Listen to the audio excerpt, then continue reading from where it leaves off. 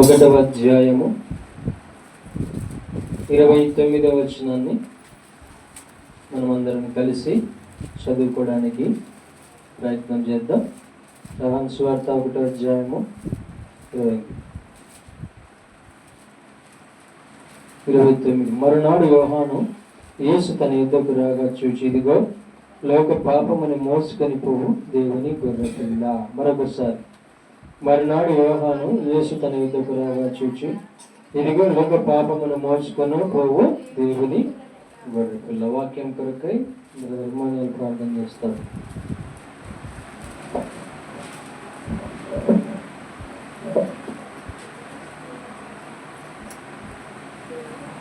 పరిశుద్ధుల ప్రేమికులు సురక్షితంగా యొక్క సాయంకాల సాయంత్రం ప్రభావ స్వార్థ గుడికల నాయన మీరు దాసులు నిలవలసిండగా నైనా ఈ యొక్క వాక్యాన్ని వినిపిస్తుండగా నైనా మిగిలిన శివుడు మాత్రం చెప్పుకోవడం కావడానికి సహాయం తెచ్చి వచ్చిన వారితో మీరే సూపర్ చూసుకుని మాతో మాట్లాడమని తెచ్చి ప్రార్థన చేసుకు పరిశ్రమ వేడుకుంటాం మా తండ్రి.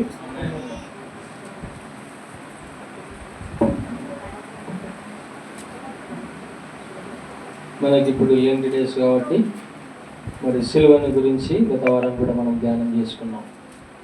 మరి ఈ వారం కూడా మనము జ్ఞాపకం చేసుకుందాం. కొద్ది నిమిషాలు దేవుని వాక్యాన్ని శ్రద్ధగా విందాం. పోయిన వారం ఏం జ్ఞాపకం చేశాం? మధ్యాహ్నం తినేదే మర్చిపోయినాము. పోయిన వారం ఏం జ్ఞాపకం చేశామమ్మా? స్వార్థకుడి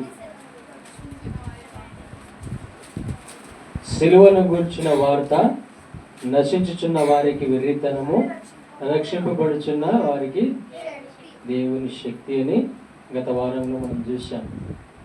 మనము దానికి ముందు అధికారాల గురించి మాట్లాడుతూ వచ్చాం. అది కొంత ఈ లెంట్ డేస్లో బ్రేక్ చేసాం. మళ్ళీ దానికి ఈ లెంట్ డేస్ అయిపోయి మరి ఈస్టర్ అయిపోయిన తర్వాత మళ్ళీ స్టార్ట్ చేస్తాం. ఇంకా అయిపోలే అధికారాలు. కాబట్టి ఇప్పుడు మనకు ప్రాముఖ్యమైనటువంటి విషయం ఏంటంటే, లోక పాపమును మోసుకొని పోవు దేవుని గొర్రె పిల్ల. ఎక్కడ మోసాడు? దేనిపై మోసాడు?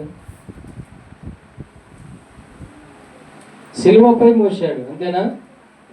ఈ లోక పాపమునంతా కూడా ఎక్కడ మోసాడు? పాపము బరువు ఎంత చెప్తారా ఎవరైనా? పాపపు బరువు ఎంత? మన బరువు మనకు తెలుసు, మనకే తెలియదు సరిగ్గా. పాప బరువు మాకేం తెలుసు అంటారా? ఏం నచ్చిందే? పాపపు బరువు ఎంత? ప్రశ్న.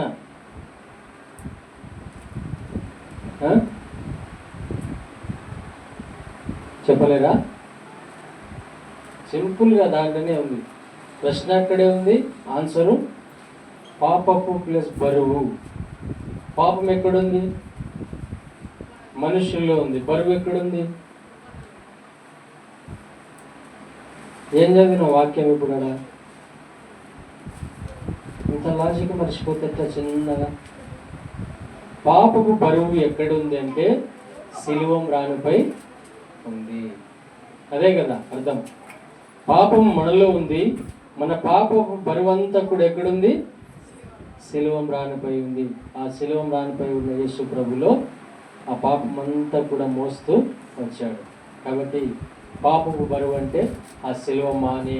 ఆ సిలువ మానిపై కార్చిన రక్తమే నీకు నాకు కూడా విడుదల కలిగజేసిన ఆయన కార్చిన సిలువ రక్తం ద్వారా. కాబట్టి ఇక్కడ నా ఒక్కరి పాపమో లేదంటే మీ ఒక్కరి పాపమో కాదు. ఏం పాపం అంటే ఇది? లోకములో ఉన్నటువంటి వారి పాపం అంతటిని కూడా ఒక యేసు ప్రభు వారు మాత్రమే ఆ సిలువపై మోయటానికి వచ్చినటువంటి దేవుని గొర్రె పిల్లగా ఉంటున్నాడు. ఎంత గొప్ప త్యాగమో చూశారా? కాబట్టి ఇక నేను గమనించాల్సినటువంటి సత్యం ఏంటంటే, నేను ఇదివరకు కూడా చాలాసార్లు చెప్పాను, మన ఇంటికి ఎవరైనా చుట్టాలు వస్తే ఒకరోజే భరిస్తాం, రెండో రోజు భరిస్తాం, మూడో రోజు భరిస్తాం, నాలుగో రోజు మన విశ్వరూపాన్ని చూపిస్తాం. వాళ్ళకి ఏంటి? మొదటి 3 రోజులు ముక్కలతో వడ్డించడం, రెండో రోజు గుడ్డుతో వడ్డించడం, 3వ రోజు పన్నంతో వడ్డించడం, 4వ రోజు చారన్నము, 5వ రోజు చట్నీ అన్నము, 6వ రోజు వాడు పారిపోవాలని. ఇంకెందుకు? 6 రోజుల కంటే ఎక్కువ మనం భరించలేం, ఎంత చుట్టాలైనా ఎంత రక్త సంబంధికులైనా, అవునా కదా? కానీ యేసు ప్రభు వారు మాత్రము అనుదినము కూడా మన పాప భారాన్ని మోస్తున్నాడు. ఆ శిలువపై ఆయన ఆ పాప భారాన్ని మోస్తూనే ఉన్నాడు ఇప్పటికి కూడా. కారణం ఏంటో తెలుసా? ఇంకా అనేక మంది ప్రభుని ఎరగనటువంటి వారు, ఆయన రక్షకుడిగా అంగీకరించేటటువంటి వారు ఈ లోక సంబంధమైనటువంటి పాపంలో మునిగి తేలి ఆడుతూ ఉన్నారు.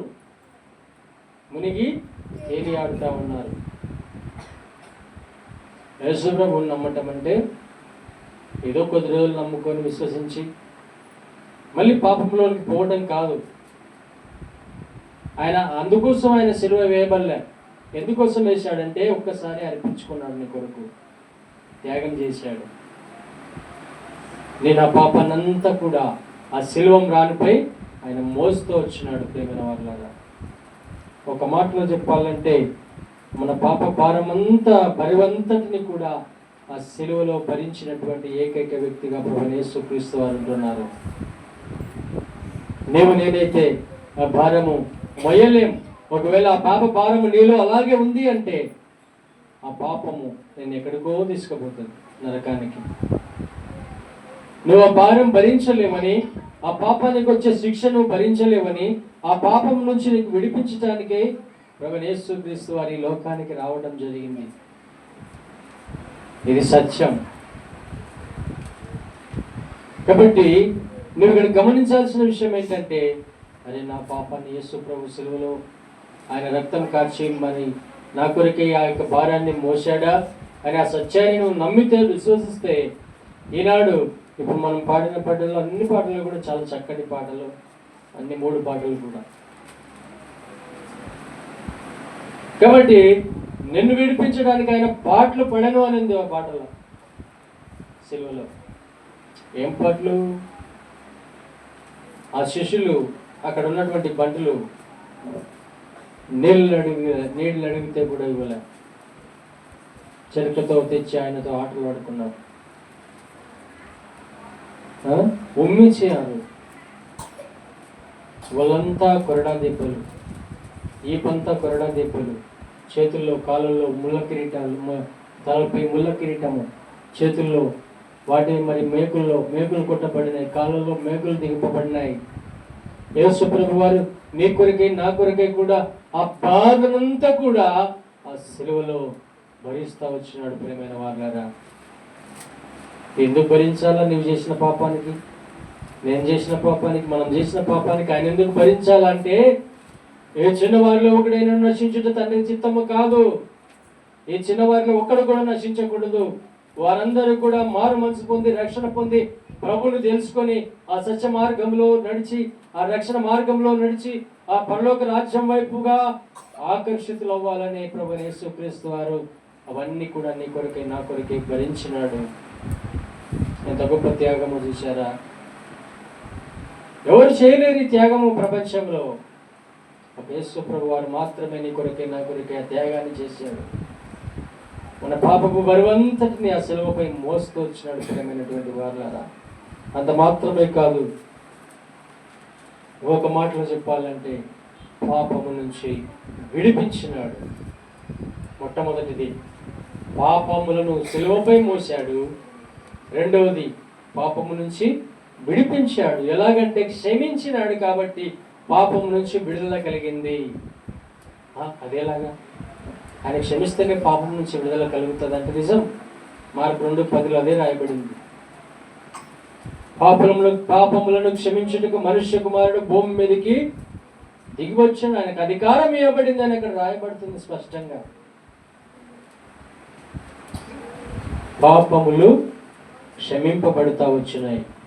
ఎలాగంటే ఆయన నిన్ను నన్ను క్షమించిన కారణం చేత, ఆయన నిన్ను నన్ను విమోచించినటువంటి కారణం చేత ఏం చేయబడుతూ వచ్చినాయంటే క్షమాపణ దొరికింది నీకు నాకు కూడా. ఒక మాటలో చెప్పాలంటే విడుదల నీకు నాకు వచ్చింది. ఒక మాట చూడండి, మత్తయి సువార్త. నీవు నేను విడిపింపబడాలంటే ఏం చేశారు అక్కడ ఆయనను అంటే, మత్తయి సువార్త 26వ అధ్యాయము,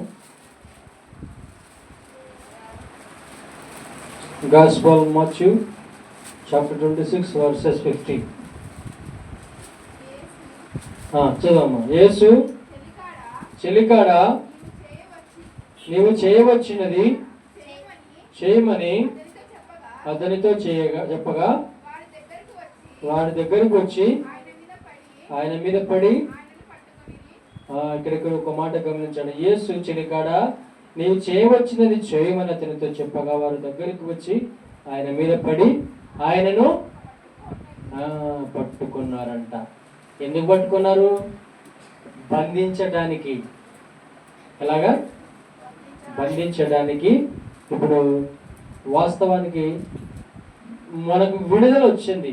ఎలా వచ్చింది విడుదల అంటే, ఆయన బంధింపబడితే వచ్చింది. ఎలాగా? ఆయన బంధింపబడితే వచ్చింది ఆయనకి మనకు విడుదల. ఆయన కనుక బంధింపబడకపోతే ఈనాడు నీకు నాకు విడుదల లేదు.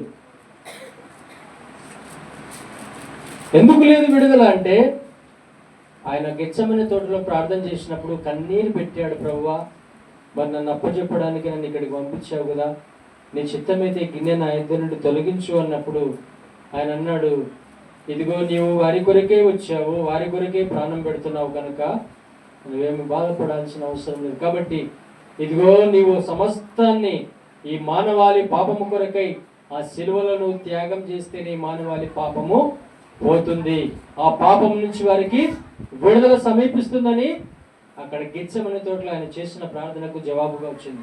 అప్పుడు అన్నాడు, నా ఇష్టము కాదు నీ చిత్తమే సిద్ధించును గాక.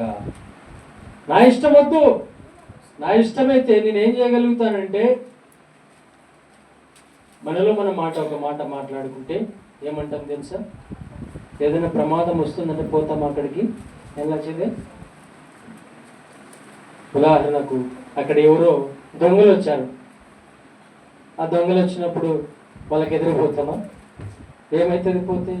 వాడు కొట్టొచ్చు, చంపొచ్చు, ఏదైనా మన చెవులకు ముక్కులకు ఉన్న విలువైన వస్తువులను లాగేసుకోవచ్చు.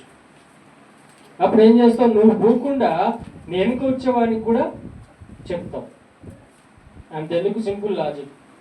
మరి పోలీసులు అక్కడక్కడ బండ్లు పడతా ఉంటారు కదా, వాడు లైసెన్స్ అన్నీ కరెక్ట్గా ఉంటే కరెక్ట్గా పోతాడు చూపించి. లైసెన్స్ లేనాడు ఏం చేస్తాడంటే, ఆడవాళ్ళని చూసి ఇది ఆడిపోయి వెనకొచ్చానికి కూడా ఏం చెప్తాడు, ఆడ పోలీసులు ఉన్నారు పోవద్దు అంటాడు. ఆ లైసెన్స్ అంటే వాడు రైట్ రాయల్గా వెళ్ళిపోతాడు కదా. అంటే మీకు ఇవన్నీ అర్థం కావనిగా చెప్తున్నా ఇక్కడ ఉన్న అంశం. ఇప్పుడు నీకు ఎలాగ వచ్చింది విడుదల? ఆయనను పట్టుకుంటే, ఆయనను బంధిస్తే నీకు నాకు విడుదల వచ్చింది. అదే 55వ వచనం చదవమ్మా, అదే అధ్యాయంలో 55. ఆ గడియలోనే యేసు జన సమూహములను చూచి బందిపోటు దొంగ మీదకి వచ్చినట్టు కత్తులతోనూ గొదియలతోనూ నన్ను పట్టుకుని వచ్చితిరా. నేను అనుదినము దేవాలయంలో కూర్చుండి బోధించుచున్నప్పుడు మరి నన్ను పట్టుకోలేదు. అక్కడ యేసు ప్రభు అంటున్నాడు, అరే నేనేమన్నా దొంగనా? నేను రౌడీనా? నేను దొంగనా? బందిపోటు దొంగన మీదికి వచ్చినట్టుగా మీరల్లా కత్తులు గుది అన్ని పట్టుకొని వస్తున్నాను నా మీదికి అంటూ 56లో ఒక చక్కటి మాట చెప్పాడు. చదువమ్మా.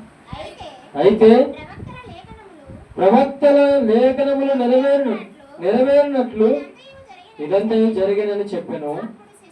అప్పుడు శిష్యులందరూ చూసారా, ఇది ఎలాగ జరుగుతుందంటే, ఆనాడు ప్రవక్తలందరూ కూడా యేసు ప్రభు వారి భూమి మీదకి వస్తాడు, మానవుని పాపం కొరకై ఆయన శిలువలోకి ఎక్కుతాడని యేసు ప్రభు పుట్టక ముందే యెషయా ప్రవక్త ద్వారా, ఇర్మియా ప్రవక్త ద్వారా, అనేక మంది ప్రవక్తల ద్వారా ఆయన చెప్పబడుతూ వచ్చినారు. యేసు ప్రభు పుట్టక మునిపే పాత నిబంధనలో మనం గమనిస్తే. అయితే ఇక్కడ గమనించాల్సిన విషయం ఏంటంటే, ఇదంతయు కూడా దేవుని చిత్తంలో ఉంది కాబట్టి జరుగుతుంది తప్ప మీరు నన్ను పట్టుకుంటేనో మీరు నన్ను బంధిస్తేనో జరగదు. 6 లక్షల సేనా వ్యూహముల కంటే ఎక్కువ మంది నాకు ఉన్నారంటాడు యేసుప్రభు ఒక సమయంలో. ఆయన నేను ప్రార్థన చేస్తే ఆ సైన్యాన్ని ఇక్కడికి పంపితే మీరు ఎక్కడికి పోతారు? కానీ ఆయన ఒకటే మాట చెప్పాడు, నేను ఈ ప్రజల పాపముల కొరకై ఈ లోకానికి వచ్చా, భరిస్తా, వారిని విడిపించటానికి నేను బందీగా మారుతా. ఎలాగా? వారిని నీకు నాకు విడుదల ఎట్టొచ్చింది అనుకున్నారు? అంత అసమస్యగా రాలే. ఆయనను బంధిస్తే వచ్చింది విడుదల, ఆయనను పట్టుకుంటే వచ్చింది నీకు నాకు విడుదల. చూసారా ఎంత త్యాగము దేవుంది. కాబట్టి మనందరి కొరకై ఆయన ఏం చేసినాడంటే పట్టుకున్నారు, బంధించినారు. అప్పుడు నీకు నాకు విడుదల దొరికింది. ఇది రెండవది. మూడవది చూద్దామా? యోహాను సువార్త 1వ అధ్యాయం 1 యోహాను